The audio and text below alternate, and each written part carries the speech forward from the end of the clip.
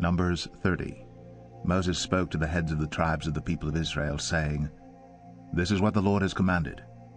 If a man vows a vow to the Lord, or swears an oath to bind himself by a pledge, he shall not break his word. He shall do according to all that proceeds out of his mouth. If a woman vows a vow to the Lord, and binds herself by a pledge, while within her father's house in her youth, and her father hears of her vow, and of her pledge by which she has bound herself, and says nothing to her, then all her vows shall stand, and every pledge by which she has bound herself shall stand.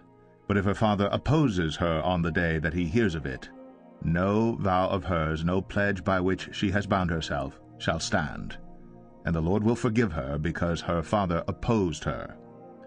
If she marries a husband while under her vows, or any thoughtless utterance of her lips by which she has bound herself, and her husband hears of it, and says nothing to her on the day that he hears, then her vows shall stand, and her pledges by which she has bound herself shall stand.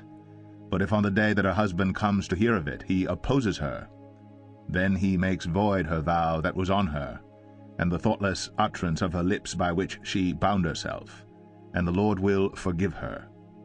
But any vow of a widow or of a divorced woman, anything by which she has bound herself, shall stand against her.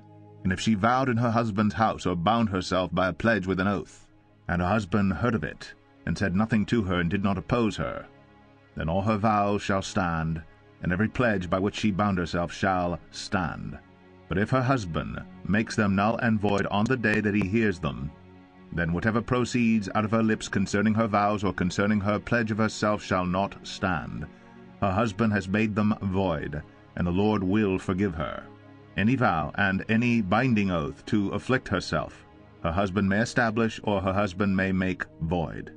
But if her husband says nothing to her from day to day, then he establishes all her vows, or all her pledges that are upon her. He has established them, because he said nothing to her on the day that he heard of them. But if he makes them null and void after he has heard of them, then he shall bear her iniquity.